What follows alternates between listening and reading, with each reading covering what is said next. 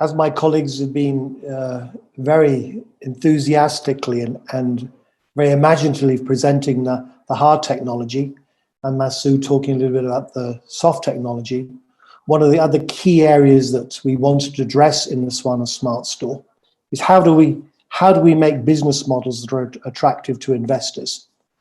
Quite critical piece of work that we needed to do. So the main theme for Empowered's work in the project at the moment is first of all, let me introduce Empowered. It's a FinTech project technology that was being developed here in Botswana, specifically to support the business case for investment into renewable energy sector into the region. One of the biggest challenges is in Africa, where you have half the population of the world without access to electricity. And yet there's huge amount of money going into renewables and energy. Very little of that funding is coming to Africa. Mainly, I would suggest, because investors cannot see how they can get the return on their investment. Obviously, DFIs, NGOs, governments around the world have been supporting the growth of energy and access to energy in Africa, but it's nowhere near meeting the huge demand. And if we're to reach the 2030 target of energy access for all, we're going to need somewhere in the region of 50 billion a year further funds flowing into Africa to meet that. So in simple terms, we have a customer, a huge customer base, the largest customer base in the planet in Africa. We have the technologies, and I think the illustration we had through the SwanaSmartStore is an excellent example of how technology is adapting to and reaching across the market from the entry-level bottom of the pyramid right through the energy ladder to the commercial and larger potential off-takers. But this piece of work, as I said, Empower's involved with our colleagues, is developing business models. So basically, we're trying to demonstrate how we can bridge the huge funding gap and develop new business models which are attractive to the private sector at household level, businesses, banks, capital markets, institutional investors such as pension funds and asset managers. As I said earlier, we're very keen to reach customers right across the ladder, the energy ladders, at entry level right through to larger commercial users, off-takers, and also targeting individuals and families that currently do not have access to traditional funding streams. So they're basically unbanked. So we've taken them into consideration and to develop the technology that we're working on.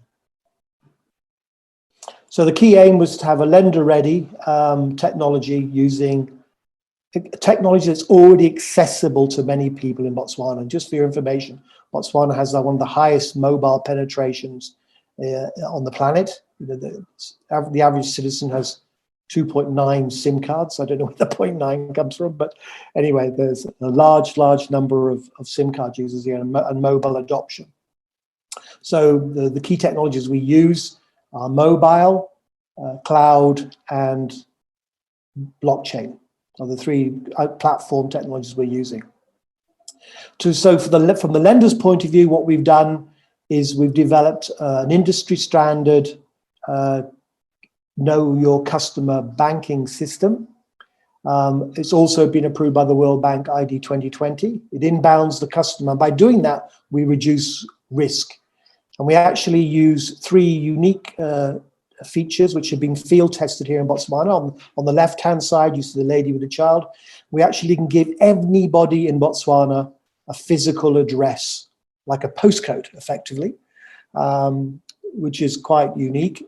Obviously, from the point of view of an asset funder, they'd like to know where the asset is, and this is one way of securing it and telling them exactly where that asset is and where the customer is.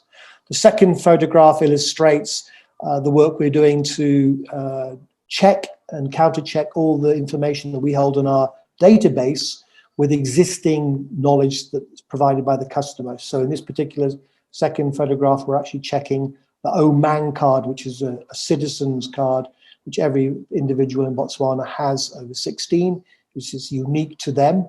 And we counter-check all that information against the data set held by the data initiator. And that obviously gives the bank even more security in terms of ensuring and cross-checking the data. We also check the SIM card registration details to further enhance that capability. And on the right-hand side is a unique biometric system which has been developed by the University of Cambridge, which we've been field testing here, which is one of the uses a thumbprint.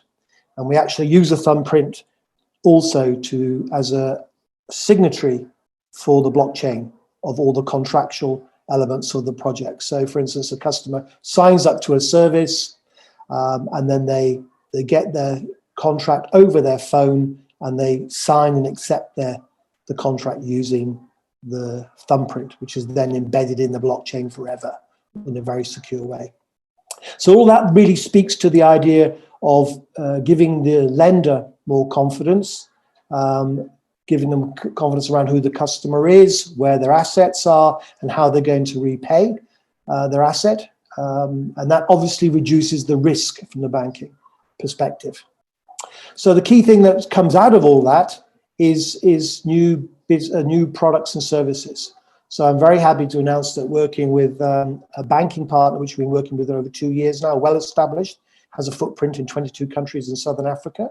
We're developing a new climate smart loan product, which will be launched early in the new year, specifically targeting the customers that I've just talked about and enabling them to purchase technology like the SwanaSmartStore. So they can actually now access funding to purchase that. That funding mixture is a blended finance mix, so it has commercial funds provided by the bank. It has DFI investment through social investment programs through governments and climate funding. So that blended finance mix is able to reduce the capex cost through a climate fund grant. The DFI provide funding to the banks, which reduces the interest payments, so they can offer more affordable loans, especially for the bottom of the pyramid customer. We've also partnering with an EU clean technology investor platform. And again, we're launching our first one in Q1 of 2021, which will be like a crowdfunding of funding directly into clean energy projects in Botswana. So the crowd, through the process of inbounding the customer, will support an investment either to an individual or to a group of individuals. This might be a community-run DESCO, for instance, where they can access funding to purchase the capex costs and then repay the loan over a period of time. And in Zimbabwe, where the project's also working, the SwanaSmart project is actually operating in Zimbabwe as well. We're also piloting with our partners there, OneSun, a microfinancing offer linked specifically to payroll deductions. That's targeting government employees who have secure salaries, obviously a different market, but that system. So we're piloting all these models in the next year over the 3 quarters of the project.